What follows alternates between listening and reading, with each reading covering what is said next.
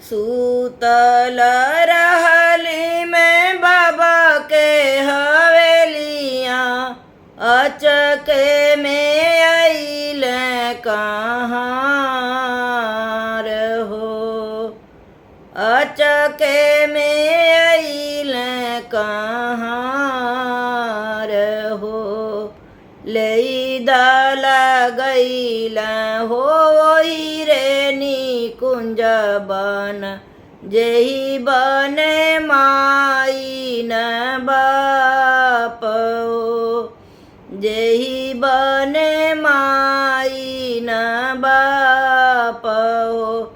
फिरी जाहू भैया हो सहोदर भैया, आमा के दिया समझाइयो, आमा के दिया समझाइयो।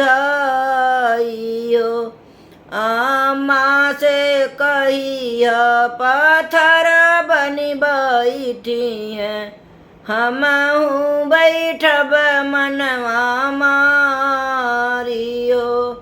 आमा से कहिया पत्थर बनी बैठी है, हमहू बैठब मनवा मारियो। कही मोरी धिया के मुहवानी रेखी है, केही मुख करिए दुलार हो, केही मुख करिए दुलार हो।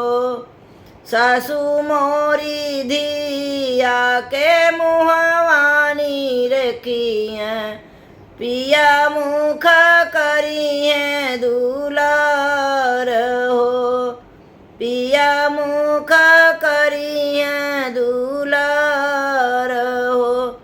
इतना ही दिन रहली अम्मा के दुलारी हो, अब बेटी भैली पराई हो। इतना ही दिन रहली अम्मा के दुलारी हो, अब बेटी भैली पराई हो।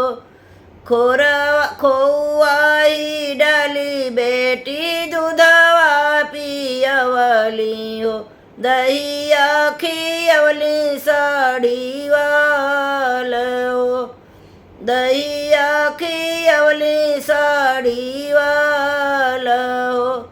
अब बेटी गईली हो दूसरे के घरवा, सुन कैली अंगना हमार हो।